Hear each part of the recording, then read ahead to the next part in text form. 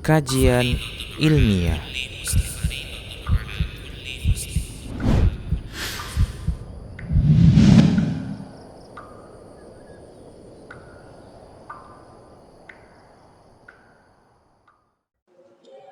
Assalamualaikum warahmatullahi wabarakatuh.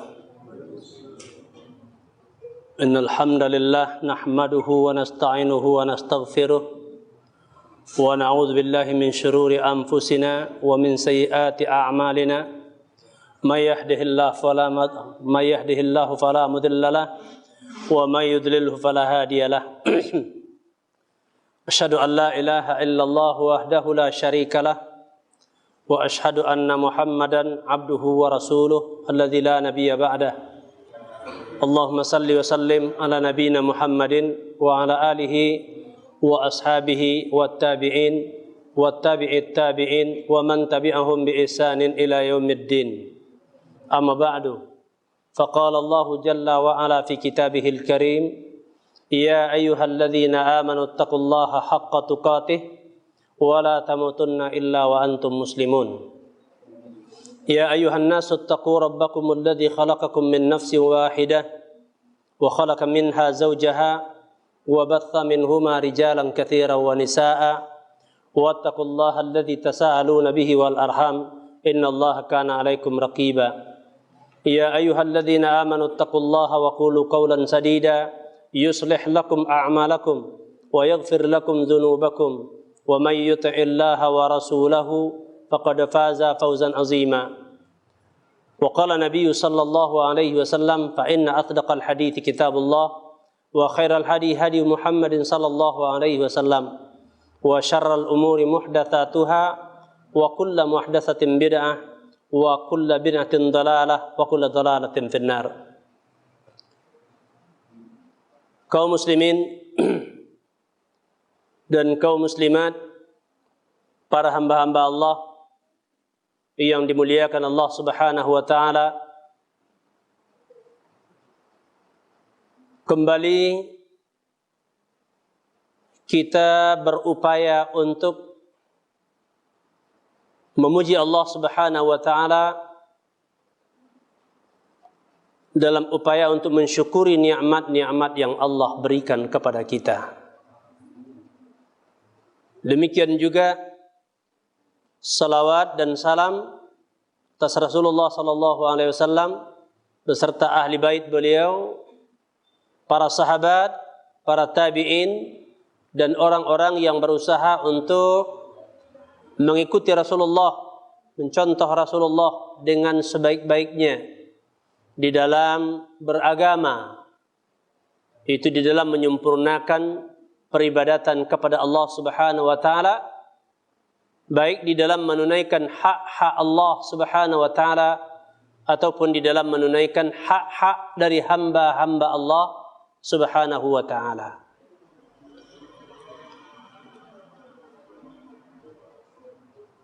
Kaum muslimin dan kaum muslimat, para hadirin yang dimuliakan Allah Subhanahu wa taala, pada pertemuan yang lalu yaitu kita sudah sama-sama mendengar bahwasanya Allah Subhanahu wa taala menyediakan kebaikan bagi para hamba di dunia dan di akhirat sebagai balasan daripada amal-amal saleh yang dilakukan hambanya, baik laki-laki maupun wanita, dengan landasan keimanan. Dan Allah menyediakan juga sebaliknya, yaitu iqab kepada hamba-hambanya, kepada umat manusia, sebagai balasan daripada kesalahan-kesalahan yang mereka lakukan. Karena Allah Subhanahu wa taala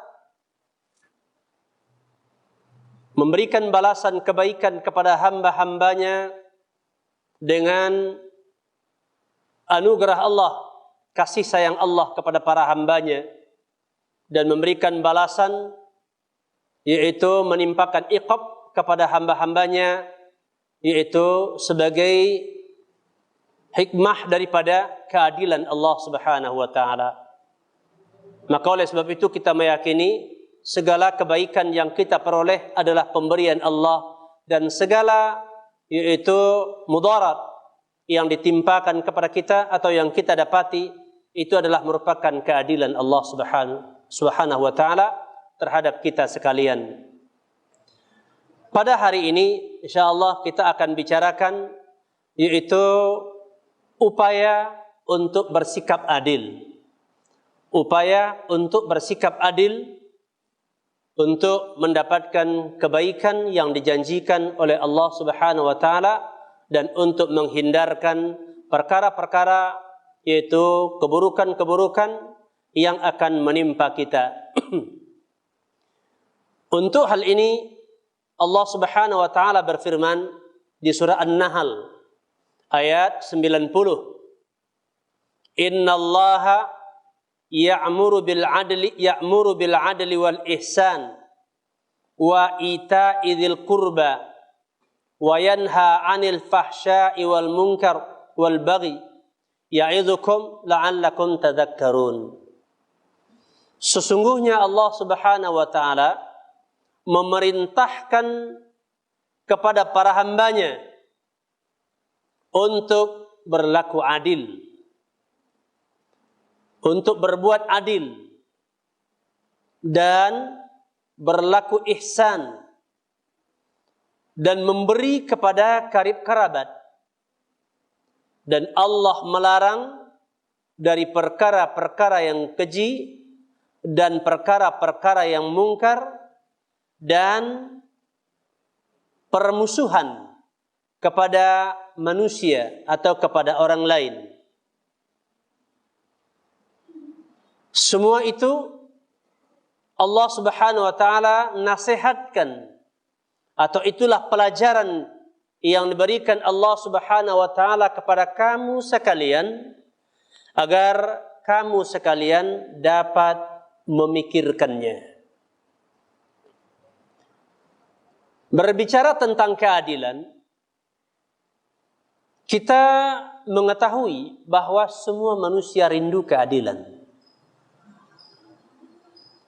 Di berbagai negeri, di berbagai belahan dunia,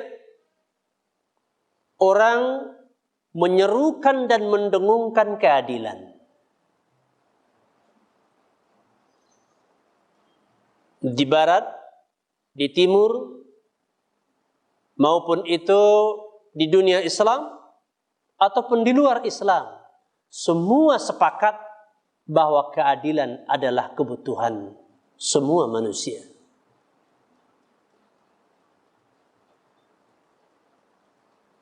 Akan tetapi satu sama lain dari yang menyerukan dan mendengungkan keadilan itu memiliki standar yang berbeda-beda, bahkan bertolak belakang tentang keadilan itu sendiri. Ya, tentang keadilan itu sendiri. Apa yang dimaksudkan dan mana yang tergolong kepada keadilan atau perkara yang adil. Tapi semua menginginkan keadilan.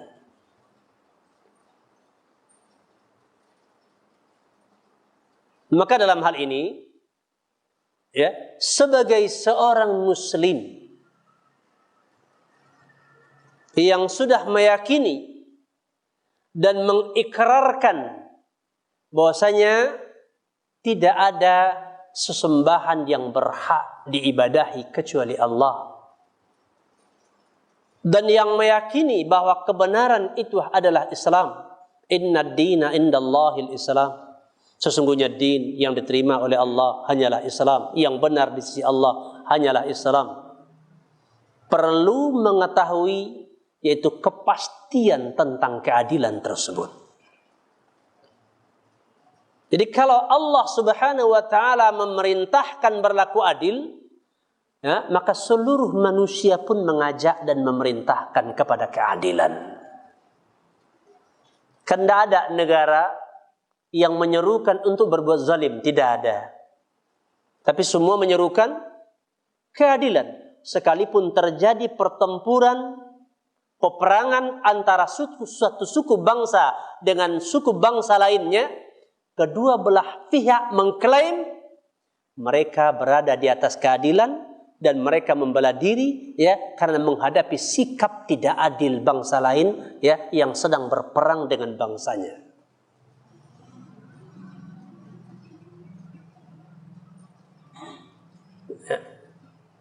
Maka dalam hal ini Allah Subhanahu wa taala memerintahkan kepada keadilan. Apa yang dimaksud dengan adil? Ali bin Abi Talhah meriwayatkan dari Ibnu Abbas bahwasanya yang dimaksudkan dengan adil yang diperintahkan oleh Allah Subhanahu wa taala adalah antashhada alla ilaha illallah. Keadilan adalah bahwa engkau bersaksi dengan ilmu wal yakin bahwasanya tidak ada yang berhak diibadahi, disembah kecuali Allah Subhanahu wa taala.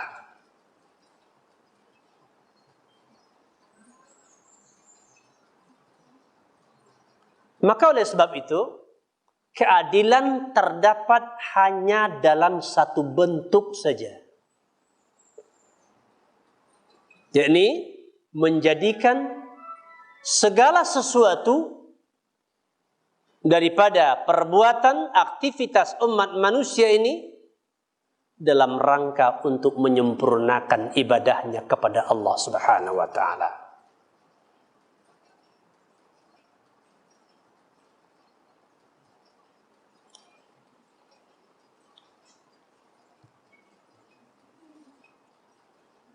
Kemudian keadilan yang diperintahkan oleh Allah Subhanahu wa taala meliputi yaitu adil di dalam menunaikan hak-hak Allah Subhanahu wa taala dan adil di dalam menunaikan hak-hak hamba-hamba Allah. Adil di dalam menunaikan hak-hak Allah Subhanahu wa taala sebagai pencipta langit dan bumi dan seluruh isinya, dan adil di dalam menunaikan hak-hak para hamba-hamba Allah. Hak makhluk. Yaitu menunaikan hak-hak Allah secara sempurna. Menunaikan hak-hak Allah secara sempurna. Yaitu seorang hamba menunaikan, melaksanakan apa-apa yang diwajibkan Allah kepadanya dari hak-hak Allah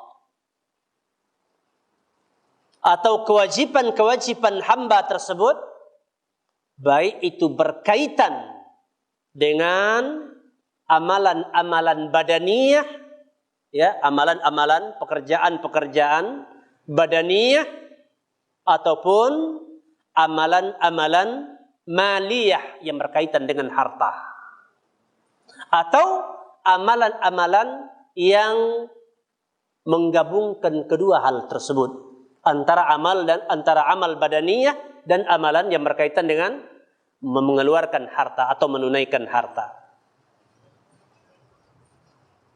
Ya, menunaikan kewajiban-kewajiban yang dibebankan Allah kepada kita berkaitan dengan hak-hak Allah secara sempurna.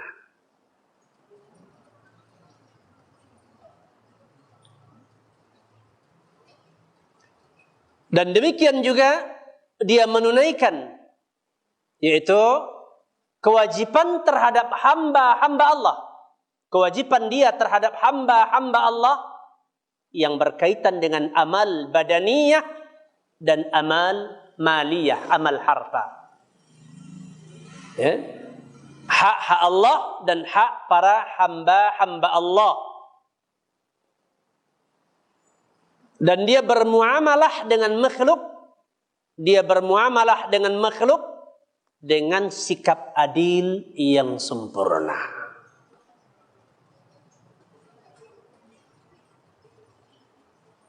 Pertama, yang diwajibkan oleh Allah dan kewajiban terbesar kepada manusia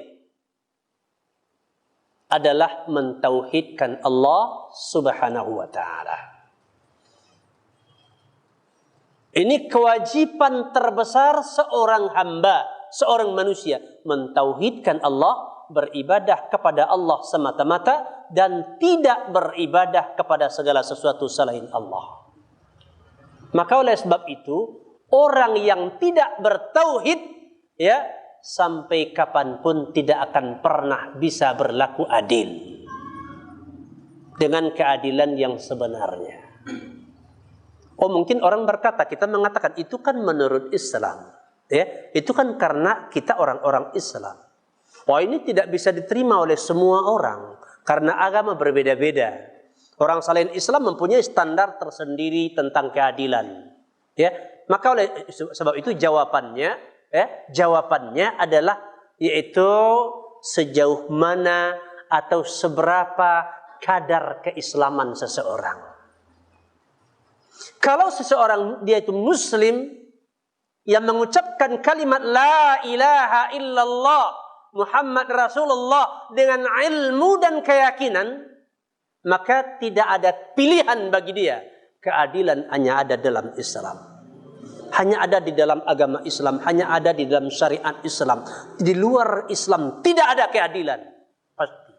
Ya, semua yang bertentangan dengan Islam pasti tidak adil. Ya, kalau dia enggan menerima ini, sama saja dia enggan menerima Islam. Sekalipun dia mengucapkan kalimat la ilaha illallah dan mengaku muslim. Jadi sekarang terserah kepada keadaan kita sebagai seorang muslim. Untuk kita kaum muslimin, ya, tidak ada pilihan, keadilan hanyalah Islam. Ya. Ataukah kita akan merusak agama kita?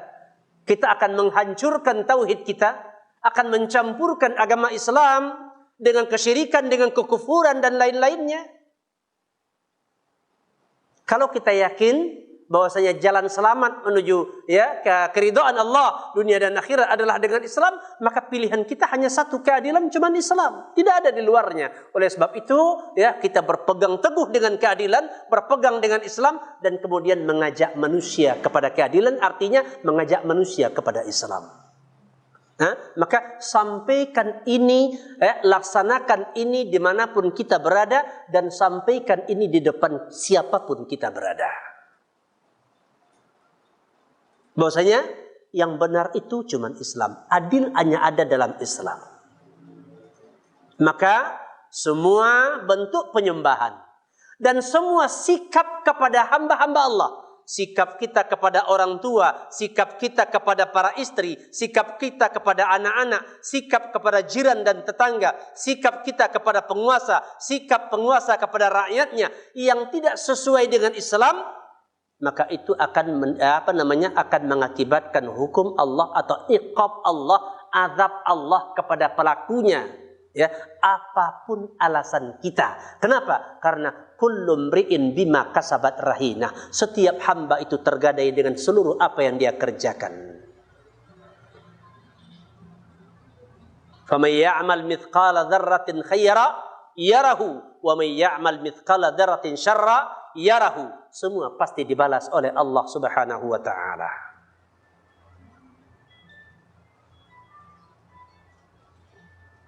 Ya. Jadi tidak benar perkataan yang disampaikan. Yang penting semua kita berniat untuk berlaku adil. Walaupun keadilan itu berbeda-beda dalam pandangan kita. Ini suatu ucapan yang tidak ada nilainya bagi orang-orang Islam. Ya, mereka tidak memandang perkataan ini punya nilai. Karena keadilan cuma satu. Karena hanya Allah yang maha adil. Karena Allah menciptakan langit dan bumi, dan Allah menciptakan manusia dan makhluk lainnya. Allah yang mengatur seluruhnya, dan Allah yang lebih mengetahui apa yang terbaik untuk seluruh kehidupan makhluknya.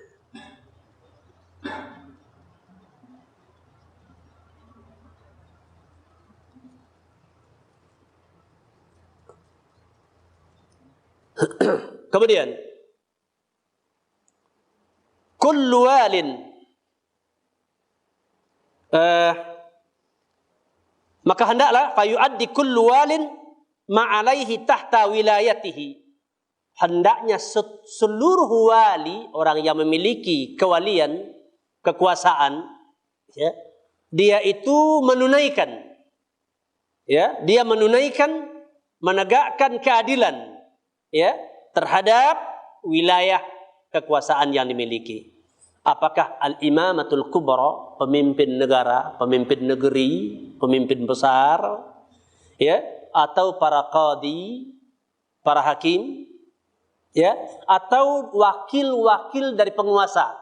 Kalau sekarang dari presiden, gubernur, bupati, camat, kepala desa, lurah, kepling, sampai suami, ya, semua yang memiliki kekuasaan, ada wilayah kekuasaannya, ya, baik yang pemimpin besar atau wakil-wakilnya, ya, setiap orang yang namanya pemimpin itu wajib berlaku adil, ya, kepada orang-orang yang ada di bawah wilayah kekuasaannya. Kalau begitu yang selamat cuman kaum muslimin saja, ya memang demikian, karena nggak ada keadilan di luar Islam. Nah, kalau kita sebagai seorang muslim, di mana posisi kita? Sebagai suami, sebagai istri, sebagai kepling, sebagai kepala desa, sebagai kepala kantor, ya, pimpinan masyarakat, organisasi, dan lain-lainnya, wajib bagi kita untuk bersikap adil. Apa itu? Tunaikan apa yang Allah wajibkan kepada kita terhadap orang-orang yang berada di sekitar wilayah kepemimpinan kita. Apa hak dia menurut Islam? Menurut syariat Islam. Seorang suami umpamanya, dia perlu tahu apa hak istrinya terhadap dia. Dan itu dia wajib tunaikan. Kalau Allah wajibkan kepada dia. Kalau dia tidak tunaikan apa yang Allah wajibkan kepada suami terhadap istrinya, maka suami ini bukan suami yang adil menurut Islam.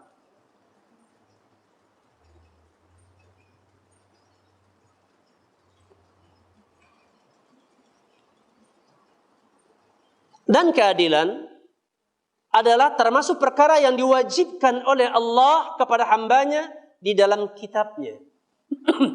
Ya, Allah menyebutkan banyak di dalam kitab perintah untuk berlaku adil. Sampai-sampai kita diperintahkan adil terhadap orang yang berbuat jelek kepada kita. Orang yang berlaku zalim kepada kita tidak boleh dibalas dengan kezaliman juga. Ya, wala yajrimannakum syana'anu syana'anu qaumin ala alla ta'dilu i'dilu, ya, fa innahu aqrabu littaqwa. Janganlah kebencian kalian kepada suatu kaum, yaitu yang menzalimi kalian, menjadikan kalian tidak berlaku adil kepadanya. Hendaklah kalian berlaku adil, karena adil itu lebih dekat kepada takwa. Itu kepada orang yang berbuat salah kepada kita. Tidak boleh dengan sikap yang salah juga kita balas, tapi membalas dengan keadilan. Begitu pentingnya sikap adil di dalam kehidupan. Ya, dan keselamatan kita di akhirat terutama sekali, dan juga di dunia, sangat ditentukan dengan sikap adil kita terhadap Allah, terhadap makhluk-makhluk Allah. Karena kezaliman adalah kegelapan pada hari kiamat. Az-zulmu zulumatun, ya, fi yaumil qiyamah. Kezaliman itu mendatangkan kegelapan pada hari kiamat nanti.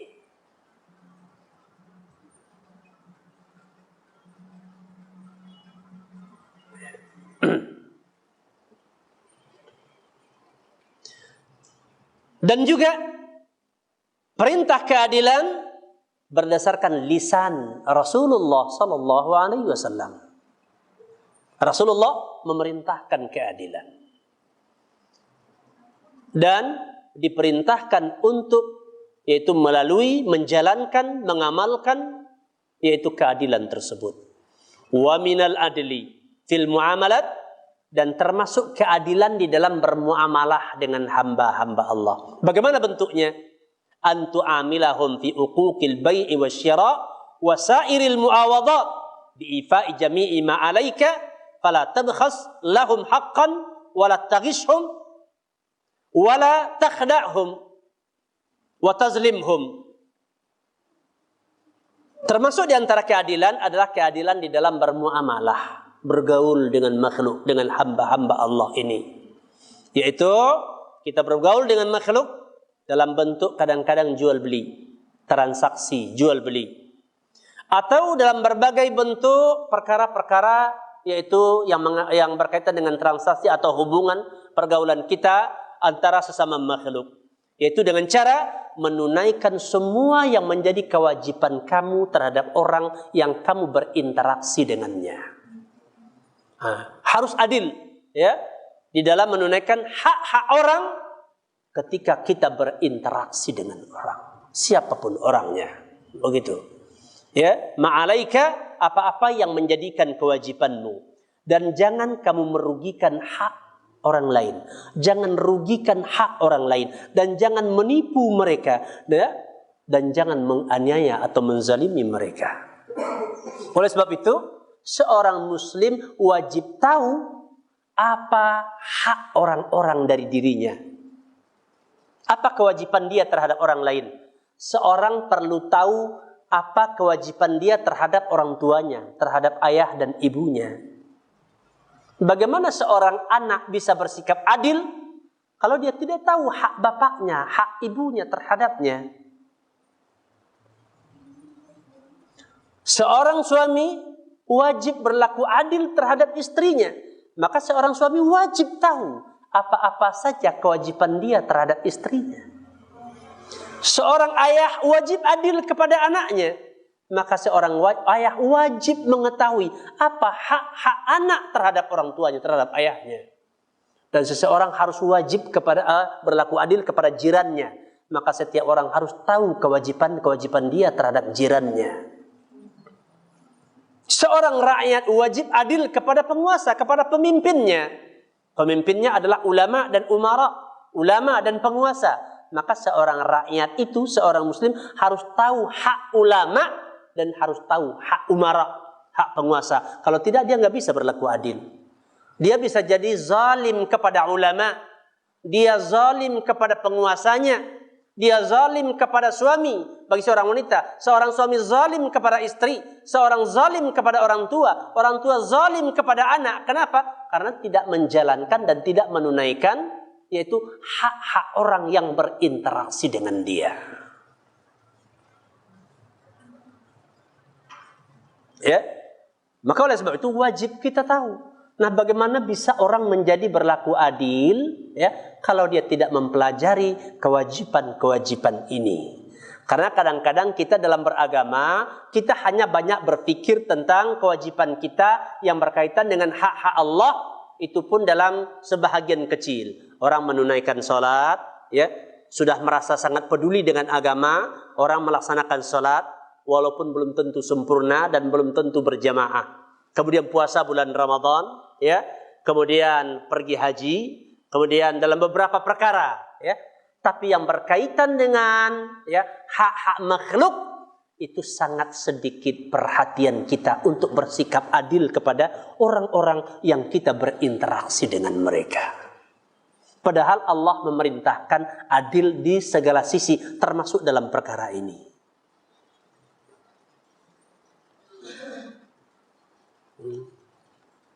Pemanya, contoh kewajiban seorang anak kepada kedua orang tuanya, ya, kewajiban seorang anak terhadap kedua orang tuanya. Wa qadha rabbuka, ya, alla ta'budu illallah wa bil walidaini ihsana. Allah telah mewajibkan agar tidak boleh beribadah kecuali kepada Allah semata-mata. Ibadah hanya untuk Allah. Tidak boleh ibadah kepada orang tua. Ibadah hanya untuk Allah. Sampai dikatakan oleh Nabi, la ta'ata li makhluqin fi maksiatil khaliq wa amma ta'atu fil ma'ruf. Tidak boleh patuh kepada makhluk kalau makhluk itu memerintahkan kita untuk mendurhakai Allah, sampai sekalipun orang tua yang menyuruh kita. Kalau untuk mendurhakai Allah, untuk mensyarikatkan Allah, tidak boleh diikuti. Jika kedua orang tuamu berusaha untuk menyuruhmu untuk mensyarikatkan Allah, fala tuti'huma, jangan taati keduanya. Wasahibhuma fid dunya ma'rufa, dan pergaulilah keduanya di dunia dengan pergaulan yang baik. Tapi untuk mematuhi orang tua yang memerintahkan kita untuk yaitu melakukan kedurhakaan kepada Allah, enggak boleh diikut. Ini kemudian baru diperintahkan kepada orang tua hendaklah berlaku baik. Ini menunjukkan besarnya hak orang tua, yaitu ditempatkan oleh Allah sesudah hak mentauhidkan Allah Subhanahu wa taala. Ya, karena besarnya hak orang tua kepada anaknya. Apa sebab? Syekh Abdul Rahman As-Sa'di menyebutkan dalam kitab tafsir beliau, karena bahwasanya kedua orang tua itu adalah merupakan sebab yang zahir hadirnya Anda di permukaan bumi ini. Jadi siapa dan bagaimanapun orang tua itu keadaannya, walaupun tidak dipatuhi semua perintahnya, tapi tidak boleh disikapi dengan kasar dan angkuh. Bahkan orang tua yang musyrik sekalipun dan mengajak kita kepada kemusyrikannya, ya, tidak boleh diikut, tapi tetap disuruh mempergauli dengan baik. Konon lagi orang tua kita muslim. Ya, konon kali orang tua kita muslim. Tidak ada jalan bagi anak untuk mendurhakai orang tuanya. Dan itu adalah sikap adil kepada orang tua. Bagaimana? Yaitu mengurus orang tuanya. Baik yang berkaitan dengan agama orang tuanya atau yang berkaitan dengan dunia orang tuanya. Kewajiban anak membantu orang tuanya. Baik bersifat fisik, tenaga, atau bersifat harta, ataupun bersifat ya moral, nasihat, ya penghormatan, menghargainya, memuliakannya, menjaga nama baiknya. Ini semua adalah hak-hak orang tua terhadap anak. Yang jika seandainya anak merusaknya, berarti anak ini durhaka kepada orang tuanya dan sudah berbuat zalim, tidak adil. Bahkan ketika seorang anak melakukan perbuatan jelek dalam suatu kampung yang merusak nama keluarganya, ini termasuk dalam bab seorang anak telah durhaka kepada orang tuanya. Kenapa? Karena telah menghancurkan ya harkat martabat kedua orang tuanya, merusak kehormatan orang tuanya. Ya, itu sikap tidak adil. Maka oleh sebab itu, hendaknya semua kita perlu tahu kewajiban kita kepada orang yang kita bergaul dengannya. Si pembeli harus tahu hak si penjual. Kalau dia berdagang, si pembeli harus tahu hak si penjual. Si penjual harus mengetahui hak pembeli. Tidak boleh ada dalamnya merugikan, sifat merugikan seperti gharar, jual beli gharar, ya, barang yang tidak jelas kondisinya. Tidak boleh diperjualkan dalam bentuk gharar, ya, dan tidak boleh menipu. Si penjual tidak boleh menipu pembeli, si pembeli tidak boleh menipu penjual. Kenapa? Karena itu adalah kezaliman, bertentangan dengan keadilan. Ya, Allah memerintahkan untuk berlaku adil.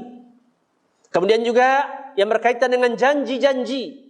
Kadang-kadang kita manusia ini paling gampang mengingkari janji. Ada kadang-kadang orang menjadikan janji, ya, orang menjadikan janji kepada orang lain adalah untuk mencari jalan keluar, ya, mempercepat pembicaraannya dengan saudaranya, ya, tapi dalam hatinya memang tidak ada kesungguhan untuk menepati. Umpamanya saudaranya menuntut dari dia sebuah janji, ya, apakah janji yang berkaitan dengan harta, mungkin membayar tagihan, hutang, atau ya kewajiban yang berkaitan dengan mungkin masalah-masalah lainnya berkaitan dengan tenaga, menunaikan hak-hak yang berkaitan dengan tenaga, seperti karyawan, seperti para pegawai, ya, kan punya janji dengan instansinya, dengan tempat dia bekerja, ya, kewajibannya untuk menunaikannya. Kalau tidak ditunaikan kewajiban sesuai dengan akad, maka ini adalah merupakan ya kezaliman, melawan keadilan. Sampai-sampai Syekh bin Baz mengatakan, kalau ada orang yang bekerja di sebuah perusahaan atau pegawai yang bekerja di sebuah kantor, pada jam kerjanya dia mengurus kepentingan dirinya. Macam sekarang kan begitu kan, sambil bekerja dagang online. Ya kan, masuk kantor, tekan absen, kemudian dia main dagang online. Ya, ini termasuk kecurangan dan itu ketidakadilan dan itu termasuk korupsi. Ya. Jadi itu mesti dijauhi. Macam bapak-bapak ya, ikhwan-ikhwan sekalian yang bekerja di kantor ini terutama ya kan, Mas Dija, tunaikan hak. Ya, tunaikan hak, yaitu apa namanya? Tempat kita bekerja dengan sebaik-baiknya. Karena akad kita ketika masuk dulu apanya? Apa namanya? Sumpah pegawai apa namanya? Apa namanya? Hah? Adanya kan? Sumpah jabatan ya. Nah, begitu. Itu harus kita tepati. Kenapa? Allah yang menyuruhnya. Kita jangan berpikir dengan perintah atasan. Ya, itu untuk menguatkan saja. Tapi pada intinya karena kita ingin menyempurnakan hak Allah, kita sempurnakan hak-hak hamba-hamba Allah. Nah, kalau pegawai-pegawai, karyawan-karyawan, pejabat-pejabat seperti ini menjaga semua, Indonesia ini bagus sekali, indah sekali. Ya, itulah salah satu makna kalau mereka itu beriman dan bertakwa, Allah curahkan keberkahan dari langit dan dari perut bumi. Akan tetapi kadang-kadang banyak mereka, kata Allah, banyak mendustakan. Ya, banyak mendustakan. Nah, termasuk dalam hal ini, bagaimana kita menunaikan kewajiban kita. Ya, jadi kita tidak hanya mikirkan uang masuk saja. Ya, wah ini cari uang masuk ini, murah ya ini. Kalau mengandalkan gaji aja payah ya kan, uang masuk ini. Nah, akan urufnya uang masuk itu biasanya yang tidak sesuai dengan aturannya. Ini membahayakan. Ya, jadi berlaku adil adalah menunaikan kewajiban-kewajiban yang dibebankan Allah kepada kita terhadap orang-orang yang punya hak kepada kita. Nah, seorang istri, umpamanya, kalau dia keluar rumah tanpa izin suaminya, dia sudah berlaku zalim kepada suaminya. Dia tidak adil kepada suaminya. Kenapa? Karena kewajiban dia untuk patuh kepada suaminya, diantaranya adalah tidak keluar tanpa izin suaminya. Seorang istri yang membuka aurat di depan laki-laki yang bukan mahram, dia sudah tidak adil di dalam kehidupan rumah tangga. Dia sudah menzalimi suaminya. Kenapa? Karena dia memperlihatkan cantik tubuhnya kepada orang yang haram untuk menikmatinya. Ya, kepada ibu-ibu ya, pada para akhwat sekalian ya, jangan sampai menikmati sikap atau perbuatan dalam bentuk yaitu menzalimi hak-hak suami, yaitu memperagakan cantik dan moleknya tubuh kepada orang yang tidak layak untuk menikmatinya. Itu dengan pandangannya. Jadi jangan hanya sekadar memikirkan karena kepatuhan kepada suami, tapi yang paling besar adalah dikarenakan itu diwajibkan oleh Allah. Dan kita sebagai seorang muslim wajib menyempurnakan ibadahnya kepada Allah. Di antaranya adalah bersikap adil kepada orang yang memang Allah wajibkan kita adil kepada orang itu.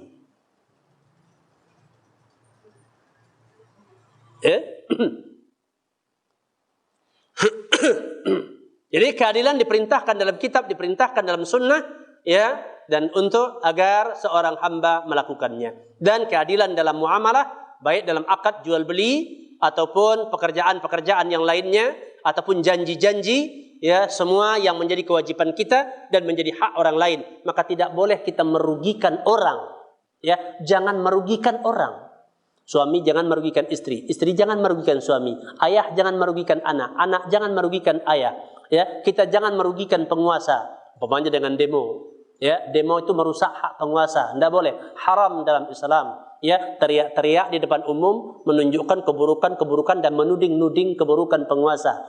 Ini tidak mendatangkan kebaikan, merusak ya penguasa dan merusak rakyat itu sendiri. Ya, ini tidak sesuai dengan Islam. Ya, melakukan teror-teror di tengah-tengah masyarakat. Ya, teror itu adalah sikap untuk menyebarkan rasa ketakutan ya tanpa memilih tempat dan waktu, tidak menetapkan tempat dan waktu. Jadi teror ini memang menimbulkan yaitu kecemasan di tengah-tengah hidup. Kenapa? Nggak tahu di mana terjadinya, nggak tahu kapan terjadinya. Itu kan teror kan? Ya kan? Indonesia nggak tahu-tahu ya meledak di Jakarta, diam-diam meledak di Palembang, diam-diam meledak di Aceh. Sebentar-sebentar masjid pun kena bom. Itu teror. Orang tidak tahu. Kita sekarang ini pun jadi tidak tahu. Aman nggak ini? Tidak tahu kita kan. Itu sifatnya teror. Kalau perang ada medannya, jelas. Ada batasannya. Ada yang boleh dibunuh, ada yang tidak boleh dibunuh. Kalau teror nggak pilih, ya kan? Nggak pilih. Orang tidak tahu. Kita berada di satu negeri, kita tidak tahu kita aman atau tidak. Jadi sehingga ada kecemasan sepanjang waktu. Makanya teror ini ya perkara yang sangat jelek. Dan tidak ada dalam Islam ajaran untuk melakukan teror. Tidak ada. Sangat keliru, ya, orang-orang yang mengatasnamakan Islam, mengatasnamakan jihad, ya, memperjuangkan Islam dengan cara menyebarkan teror di tengah-tengah masyarakat. Itu tidak ada dalam Islam. Itu adalah ajaran di luar Islam yang diadopsi oleh orang-orang Islam yang tidak memiliki pengetahuan yang baik. Begitu. Ya. Makanya Ahlus Sunnah wal Jamaah, orang-orang yang mengikuti manhaj salaf bersih dari hal ini. Makanya sebetulnya negara aman, pejabat-pejabat pemerintah pun tenang kalau rakyatnya menjadi salafiyin, menjadi orang-orang Ahlus Sunnah wal Jamaah, berusaha beragama untuk mencontoh para salaf. Kenapa? Karena para salaf itu mengajarkan, tahu bahwasanya Islam itu salah satu tujuannya menimbulkan ketenangan dan kedamaian di tengah-tengah masyarakat. Ya, huru-hara itu bertentangan dengan Islam. Maka seorang muslim tidak boleh terlibat dalam pekerjaan dalam sifat yang sifatnya menimbulkan huru-hara di tengah-tengah masyarakat. Ini bertentangan dengan Islam dan bertentangan dengan keadilan.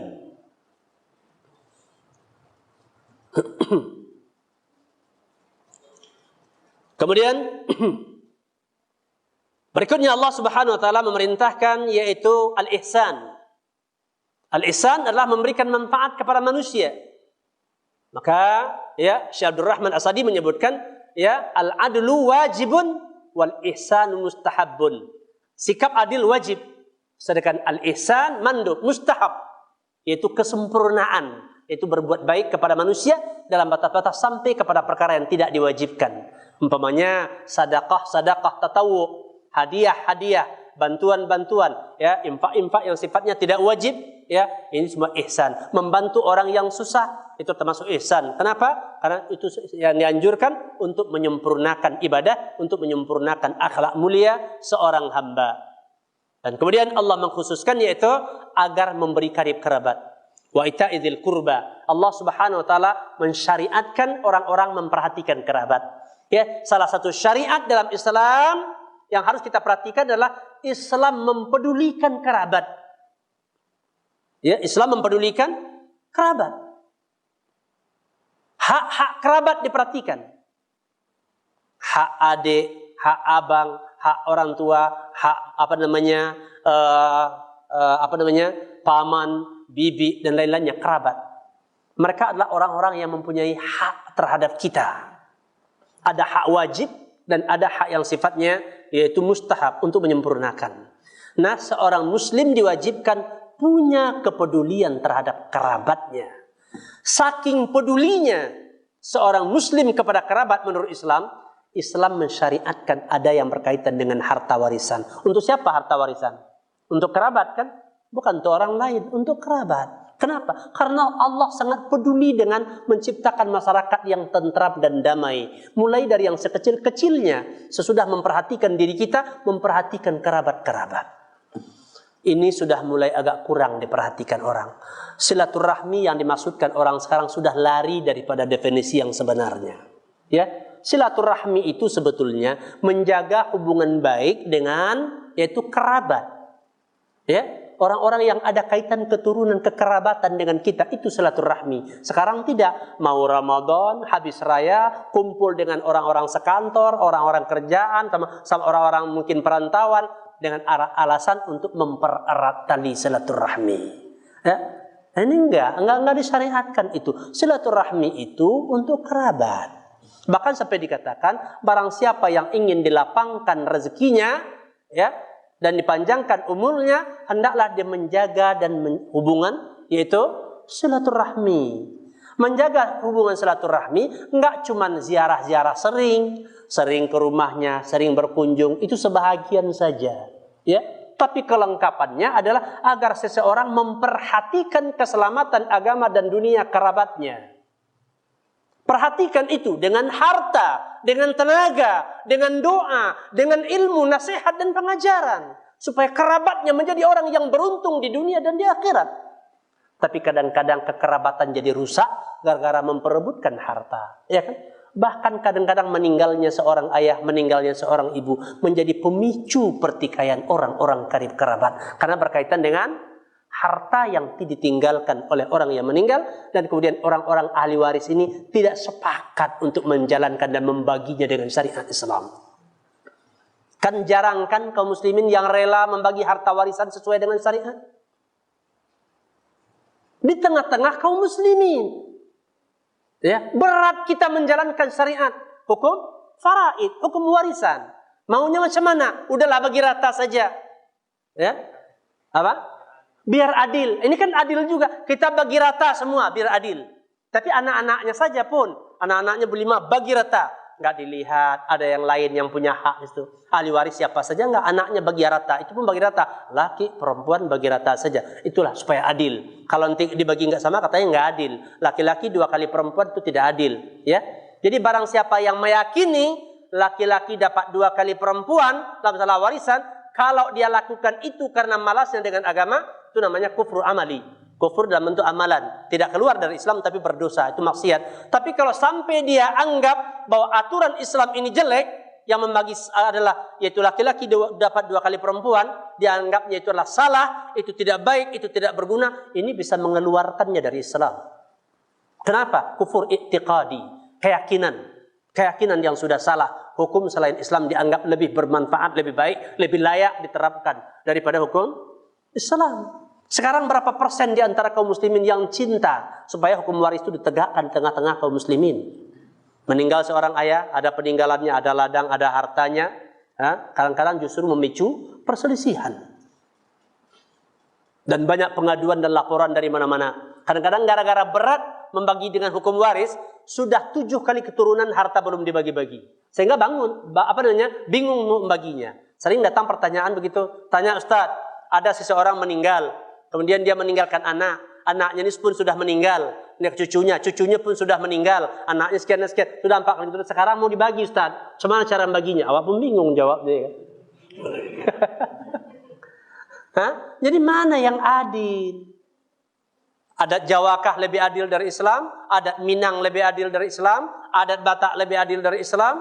Ya, adat Batak produk siapa? Adat Minang produk siapa? Syariat Islam produk siapa? Ya, syariat Islam yaitu adalah dari Allah yang pencipta langit dan bumi. Kemudian syariat yang lain buatan manusia, buatan makhluk. Mana yang dipilih?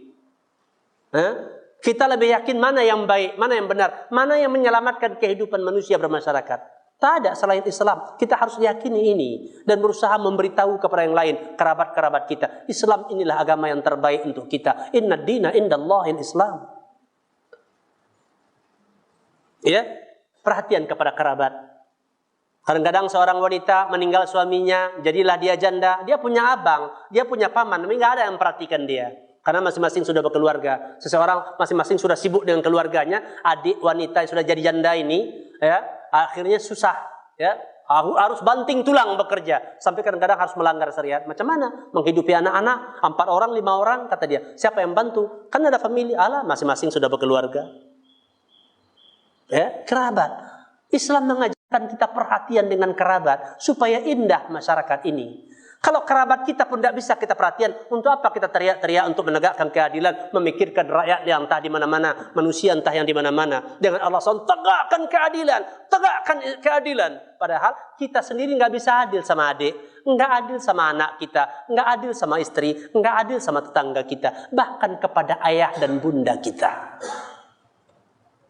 Ya, mana yang harus didahulukan? Ya, jadi berbuat baik kepada kerabat. Kemudian Allah melarang, yaitu dan Allah melarang daripada al-fahsya wal munkar wal baghi. Allah melarang yaitu al-fahsya. Al-fahsya itu adalah segala perbuatan, segala keadaan yang dipandang jelek menurut syariat, jelek menurut akal, dan jelek menurut fitrah manusia. Itu fahsya. Dia di atas munkar. Contoh umpamanya apa? Pembunuhan. Ada manusia, ada bangsa mana yang menganggap pembunuhan itu bagus? Kan nggak ada kan? Semua anti kepada pembunuhan. Islam pun tidak menyetujui pembunuhan tanpa alasan syar'i. Tapi kalau nggak ada alasan syar'i ya, tapi kalau membunuh dengan alasan syar'i itu adil. Umpamanya orang yang membunuh dibunuh juga, kisos begitu kan? Itu adil. Ya. Yang mencuri dipotong tangannya, itu adil. Orang yang merusak kehidupan masyarakat, yang menyebarkan kerusakan, dihukum mati. Itu adil dalam Islam. Walaupun orang-orang barat nggak setuju. Ya, kata mereka itu adalah terlalu keras. Dianggap Islam itu terlalu ngeri. Padahal perbuatan mereka lebih ngeri. Kenapa? Bisa menghabiskan jutaan orang tanpa mikir akibatnya. Ya, makanya keadilan itu cuma keadilan Islam. Ya, oleh sebab itu segala yang namanya fahsya itu diharamkan oleh Allah. Allah mengharamkan segala yang namanya fahsya. Jelek menurut Islam, jelek menurut akal, jelek menurut yaitu fitrah manusia. Perzinaan, ya, perzinaan. Semua orang mengakui buruk, walaupun sembunyi-sembunyi tetap berjalan lancar. Ya, tapi orang tak berani terang-terangan mengatakan, wah ini bagus ini untuk diterapkan. Ada negara yang mengatakan begitu? Ya, tidak ada, tidak ada. Semua mengakui perzinaan itu merusak kehidupan bermasyarakat.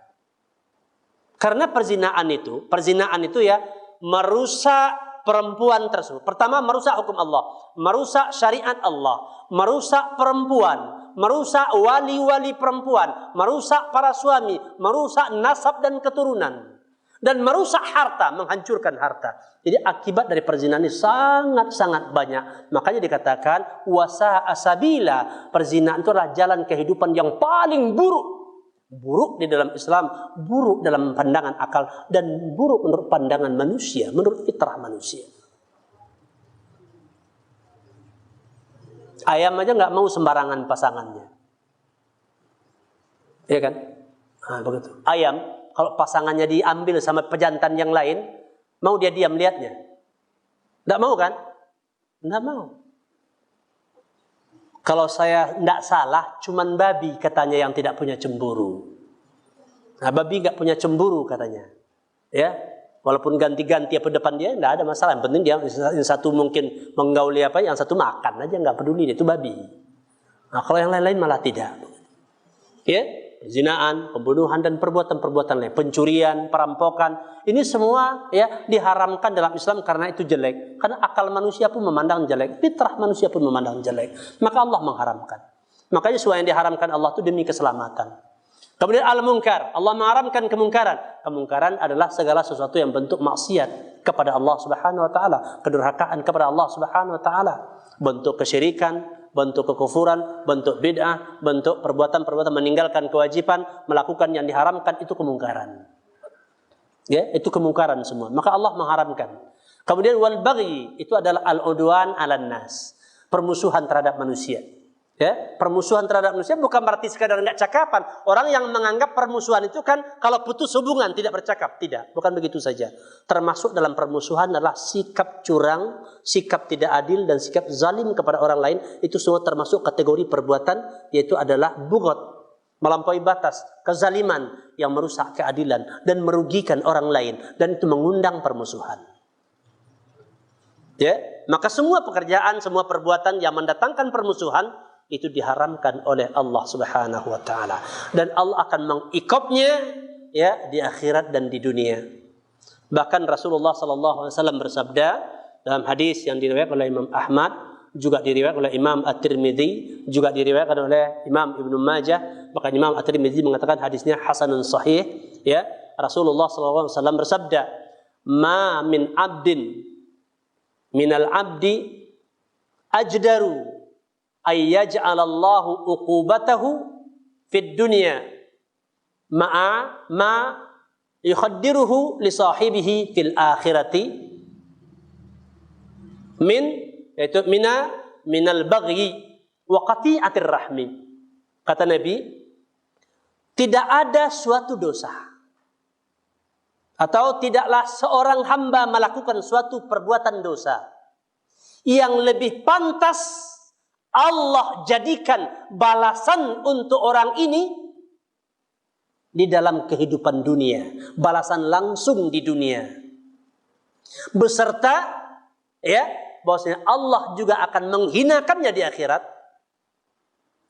ya, yaitu dibandingkan dengan perbuatan atau perbuatan dosa yang sifatnya adalah al-baghi wa qati'atir rahmi, yaitu kezaliman terhadap orang, perbuatan-perbuatan kezaliman kepada makhluk, dan perbuatan memutus tali silaturahmi. Jadi ingat, begitu pentingnya tadi menjaga silaturahmi dan begitu pentingnya berlaku adil. Kemudian ada dua hal yang lebih khusus, bahwa memutus silaturahmi, berlaku zalim kepada orang, ini dosanya dikatakan dunia akhirat. Ini yang lebih pantas dibalas langsung di dunia. Ya, sangat layak dibalas langsung. Makanya Allah banyak memberikan ya balasan langsung. Apa balasannya iqabnya kepada seorang hamba kalau jatuh kepada perbuatan ini? Ya, bisa iqab kepada hartanya, iqab kepada keluarganya, iqab kepada kehormatannya, iqab kepada fisiknya. Bisa dia dibalas dengan penyakit, bisa dibalas dengan kebangkrutan, bisa dibalas dengan dililit hutang, bisa dibalas dengan rusak rumah tangganya, bahkan bisa hancur rumah tangganya.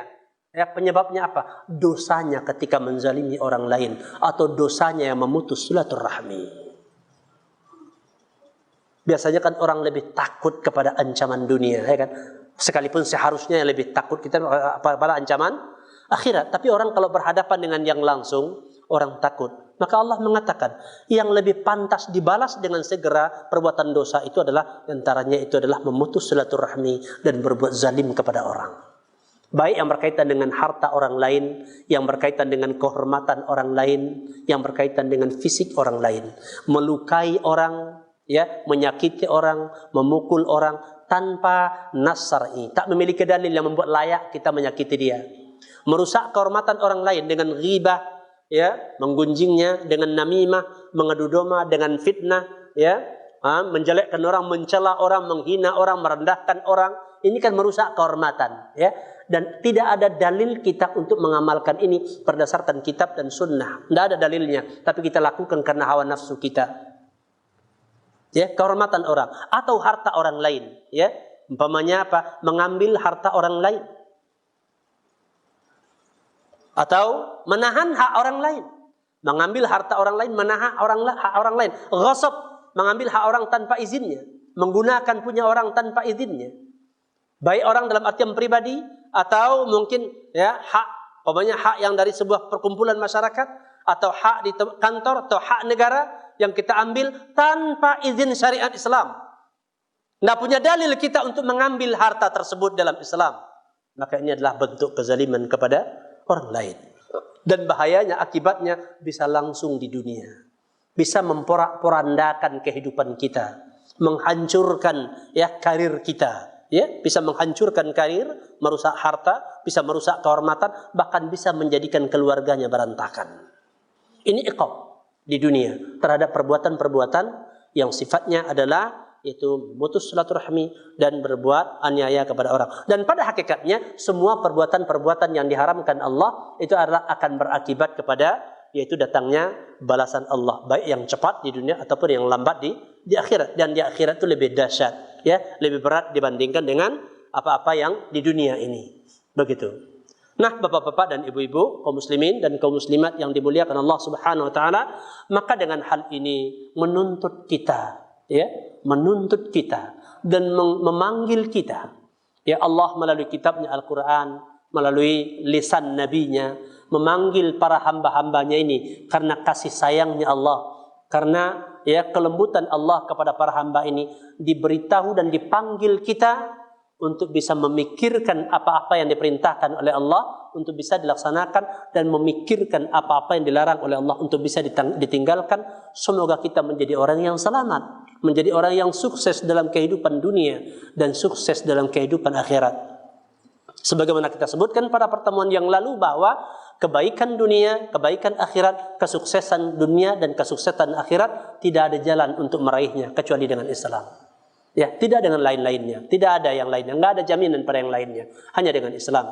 Kalau kita katakan, ya, macam tadi kita katakan, itu kan untuk kita orang Islam, ya, bagaimana kita tinggal di negeri bukan kaum muslimin saja, ada orang di luar kita, ya mereka urusan mereka, ya, kita mempertahankan Islam dan kita mengajak mereka, karena Allah mensyariatkan kita untuk mendakwahi mereka, dakwahi mereka kepada Islam, untuk berlaku adil, ya, untuk berbuat baik, berlaku ihsan, untuk memperhatikan kerabat, untuk menjauhi fahsya, menjauhi yang mungkar, menjauhi bughat, kezaliman.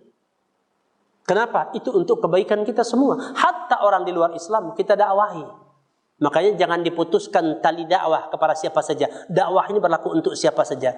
Jangan ya membatasi kelompok-kelompok. Jangan memutuskan hubungan kita dengan satu kelompok yang mengakibatkan kita nggak bisa mendakwahi mereka. Sampaikan dakwah kepada seluruhnya. Begitu.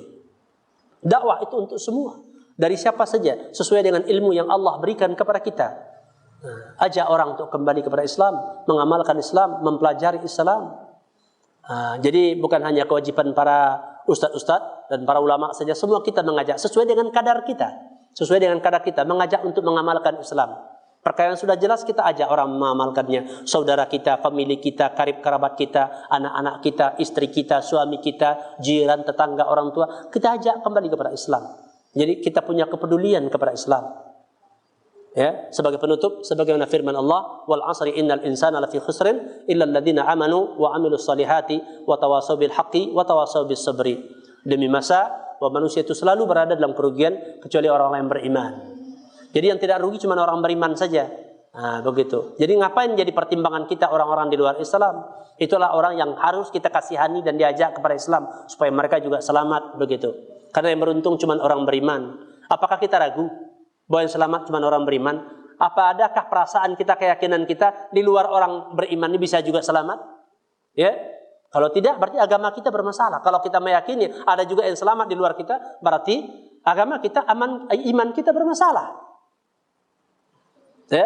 Kemudian beramal saleh, kita yakin untuk selamat beramal saleh, amalkan itu, konsekuensi keimanan, perintah-perintah Allah amalkan, larangan-larangan Allah tinggalkan supaya kita menjadi orang yang baik, jadi orang yang selamat. Karena keselamatan adalah untuk orang yang beramal saleh. Kemudian kalau kita sudah yakin Islam baik, kita sudah berusaha mengamalkannya, ajak orang. Wa tawasi bil haq, saling berwasiat dengan yang hak, ajak orang kepada kebenaran, nggak apa-apa. Ya, di kantor dia sampaikan. Pejabat-pejabat, para atasan-atasan pimpinan kantor, perintahkan bawahannya untuk punya perhatian dengan agama. Bahkan kalau bisa memang di setiap kantor-kantor itu hidupkan kajian Islam, tahap utama untuk kaum muslimin. Kemudian seruan-seruan majelis tertentu yang bisa memanggil orang lain mungkin. Tapi minimal untuk kaum muslimin mesti memang setiap orang berkewajiban untuk mengurus orang yang di bawahnya, itu termasuk di antaranya agamanya, dan itu paling penting. Bagaimana kepala-kepala kantor bukan sekadar memberi kesempatan, tapi menyuruh, menganjurkan pegawai-pegawai karyawan supaya belajar Islam dengan baik dan diajak bersama-sama, mari kita amalkan Islam dan mari kita ajak orang-orang lain untuk beramal saleh. Dan kemudian tawasi bil sabri, berwasiat, bernasihat ini dengan sabar, karena banyak tantangannya. Kadang-kadang kita awalnya bersemangat untuk mengajak orang kepada kebenaran. Tatkala orang tidak mau, patah semangat kita. Sering kan orang mengatakan, udah sama-sama dewasa. Ya kan? Dia tahu kewajibannya, kita kewajiban kita masing-masing lah, sudah. Dialah, kita. Ini nggak boleh, ini nggak sesuai dengan Islam. Kita disuruh punya kepedulian. Sabar. Kalau ditentang kita sabar. Kalau nggak didengar, sabar. Selagi masih ada kesempatan, tetap kita ajak. Begitu. Kenapa? Dan begitulah memang seorang muslim bisa meraih kebaikan. Jadi punya semangat belajar, punya semangat beramal, punya semangat berdakwah, dan punya semangat untuk bisa sabar. Allah pasti menolong orang yang sabar. Innallaha ma'as sabirin. Nah, demikian pelajaran kita pada hari ini. Mudah-mudahan mendatangkan faedah, mendatangkan manfaat bagi kita sekalian. Mungkin beberapa menit bisa dikasih kesempatan untuk pertanyaan.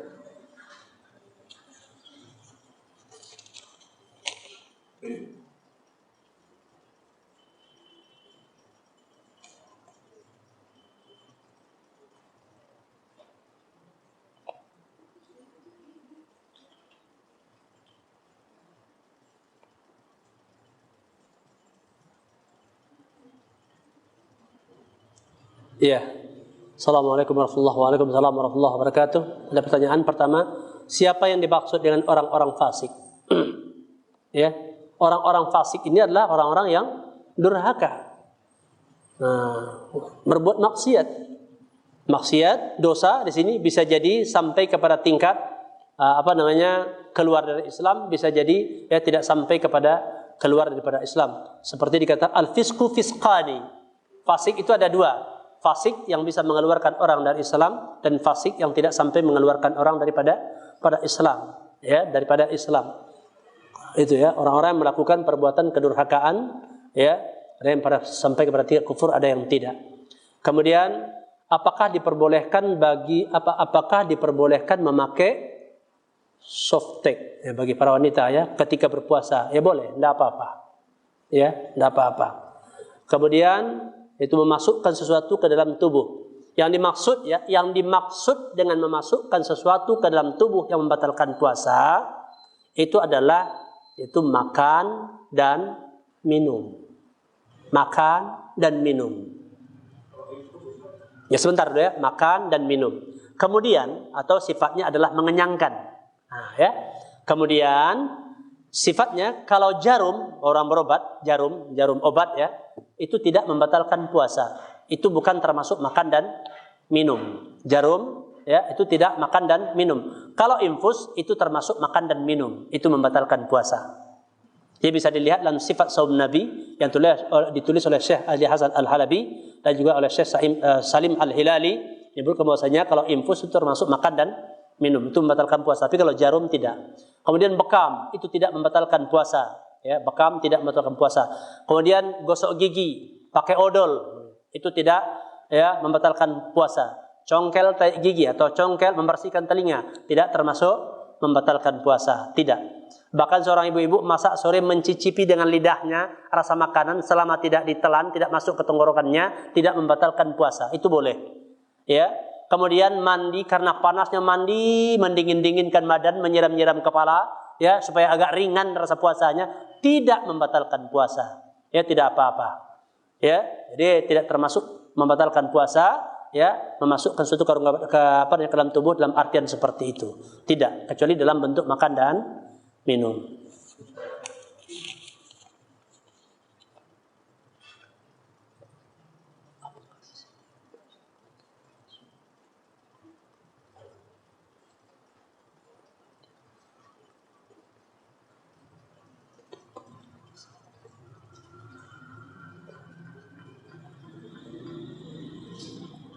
Ya.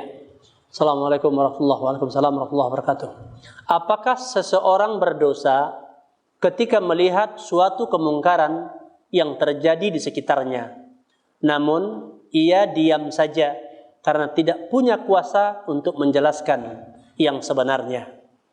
Ya, jadi ketika kita melihat yaitu kemungkaran di sekitar kita, ya, ini mempunyai perincian. Kalau yang dimaksud di sekitar kita adalah di sekitar orang-orang yang kita pimpin, umpamanya di rumah tangga, bagi seorang suami terhadap istri dan anaknya, seorang istri terhadap anaknya di rumah tangga, itu kan di sekitarnya juga ya, tapi di bawah kekuasaan. Ya, maka di sini seorang suami wajib mampu untuk mencegah kemungkaran itu. Kenapa? Allah sudah berikan kekuasaan penuh untuk dia untuk mencegah kemungkaran di rumahnya. Atau seorang pemimpin terhadap orang yang dipimpinnya. Kekuasaan itu pemberian Allah. Kekuasaan pemberian Allah. Termasuk kekuasaan di rumah tangga. Itu Allah yang kasih. Apakah semua orang punya istri di dunia ini? Tidak, kan ada orang yang sudah sibuk mau mencari istri nggak dapat-dapat. Kenapa? Belum Allah takdirkan. Dia belum diberi amanah kekuasaan di rumah tangga. Jadi kekuasaan itu amanah. Bagaimanapun orang mau merebutnya tidak akan dapat kalau tidak izin Allah. Begitu. Jadi, adapun terjadi kemungkaran di sekitar orang-orang yang kita kuasai, maka wajib bagi kita itu untuk mencegahnya. Seorang suami wajib mencegah kemungkaran di rumahnya. Kemungkaran yang dilakukan istrinya, kemungkaran yang dilakukan anaknya, wajib dicegah. Begitu. Tidak boleh dibiarkan. Makanya para ulama menyebut bahwasanya man ra'a minkum munkaran falyughayyirhu bi yadihi wa illam yastati' fa bi lisanihi wa illam yastati' fa bi qalbihi wa dzalika ad'aful iman. Bahwasanya barang siapa yang melihat suatu kemungkaran hendaklah dia merubah dengan tangannya. Para ulama menyebutkan yang dimaksud dengan tangan itu adalah kekuasaannya. Dia wajib merubah kemungkaran itu dengan kekuasaannya. Enggak boleh dibiarkan oleh dia. Begitu. Kalau dia bisa menghukum, hukum. Kan begitu. Kalau dia boleh menghukum, hukum. Ya, kalau dia tidak punya itu, umpamanya yang bersalah itu bukan orang yang dikuasainya dan dia tidak mempunyai wilayah kekuasaan kepada orang itu, maka hendaknya dengan lisan, pengertian dengan lisan dengan ilmu. Ya, dia punya ilmu bahwa itu adalah mungkar, dia bisa menjelaskan kemungkarannya, bahayanya, dia menjelaskan dalilnya dan dia bisa memberikan petunjuk jalan kebaikan. Ini kembali kepada orang yang berilmu. Jika kita melihat kemungkaran, maka kita membantahnya dengan ilmu yang kita miliki. Atau bisa kita mengarahkan orang kepada orang yang berilmu. Atau mengarahkan orang berilmu ke tempat kemungkaran tersebut untuk bisa mengatasinya. Jika hal itu mungkin untuk dilakukan oleh orang-orang yang berilmu. Jika itu juga tidak ada, kita tak punya kekuasaan terhadap orang ini, dan kita tidak punya ilmu dalam amar ma'ruf nahi mungkar, maka dengan hati, ini yang serendah-rendahnya, dengan hati artinya kita benci kepada kemungkaran dan tidak ikut-ikutan. Nah, kalau ikut, berarti kita sudah pelaku kemungkaran. Ya, saya sebetulnya nggak setuju ini, tapi macam mana lah, saya nggak berdaya mencegahnya, tapi ikut juga. Nah, itu pelaku kemungkaran, sama dengan mereka. Karena mereka ya istirahat dengan orang lain dalam kemungkaran, nggak boleh. Kalau kita bisa mencegahnya, kita menghindar. Kita menghindar. Tidak pantas bagi kita berkumpul bersama orang-orang yang sedang mempermainkan ayat-ayat Allah. Tinggalkan mereka. Kalau kita tidak mampu, kalau kita mampu, nasihati. Nah, kalau bisa merubah dengan kekuasaan kita, robah, stop, ini tidak boleh jalan. Ini kekuasaan kita di sini, ya, stop, ini nggak boleh jalan. Nah, begitu, karena kekuasaan kita. Makanya kalau bersatu umara dan ulama, satu negeri akan bagus. Ya, karena umara ditaati sepanjang taatnya umara kepada ulama. Kalau umara sudah tidak taat kepada ulama dalam apa-apa yang ditentukan oleh Allah, maka kita minta pendapat ulama. Bagaimana kami ini? Harus begitu, karena pemimpin kita ulama dan umara. Ulama tidak dibatasi oleh waktu dan tempat. Nah, begitu. Ulama tidak dibatasi oleh waktu dan tempat. Makanya kita orang Medan tidak boleh bertanya kepada ulama di luar Medan, bukan begitu. Tapi kalau kekuasaan umara memang dibatasi oleh daerah. Tidak boleh kita ada di Medan patuhnya kepada gubernur Jambi, tidak boleh. Orang Medan patuh sama gubernur ya Sumatera Utara ini. Kalau orang kota Medan patuhnya sama wali kota Medan nih, bukan sama wali kota Banda Aceh, tidak. Nah, begitu kekuasaan. Tapi kalau ulama tidak dibatasi oleh harus ulama Medan, tidak boleh ulama orang luar Medan, tidak. Karena ulama itu ruang lingkupnya ilmu, ya, tidak dibatasi oleh daerah. Nah, begitu. Kembalinya kepada kitab. Jadi oleh sebab itu, orang kaum muslimin di satu negeri, ya, kalau menganggap penguasanya, pemerintahnya sudah berbuat zalim, sudah tidak benar, tidak adil, melanggar hak masyarakat, umpamanya, dia anggap sudah begitu, jangan simpulkan sendiri. Tanya kepada para ulama, penguasa kami begini, bagaimana kami? Sekarang orang yang demo, orang-orang yang mungkin banyak protes, yang melakukan banyak hujatan kepada penguasa, baik di media sosial, di koran-koran, ya, di majalah-majalah, di mimbar-mimbar, ada yang demo bawa senjata, segala macam ke kantor-kantor.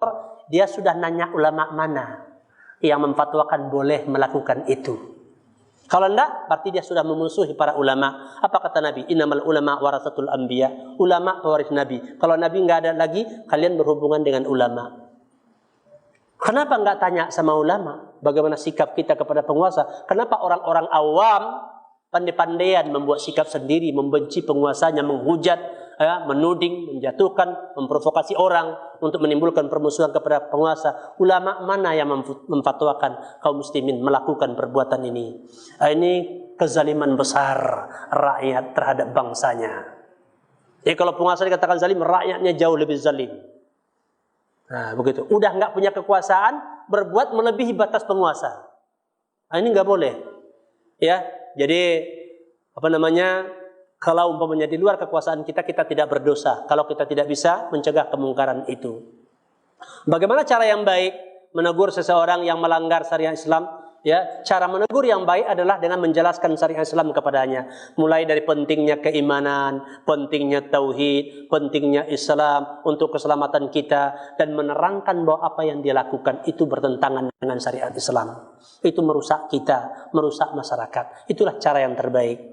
Karena cara yang terbaik adalah seperti yang dianjurkan dalam Islam, ya, ud'u ila sabili rabbik bil hikmah wal mau'izatil hasanah wajadilhum billati hiya ihsan.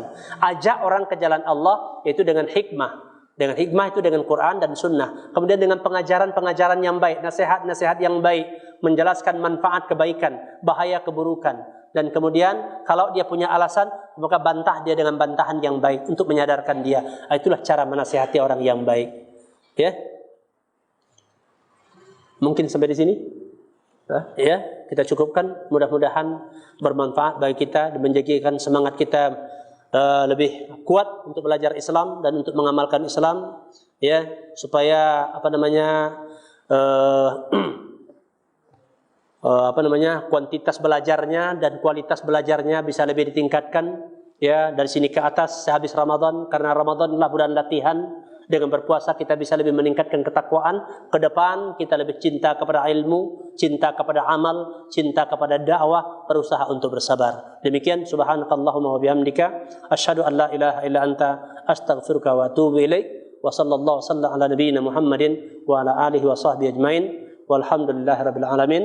Assalamualaikum warahmatullahi wabarakatuh.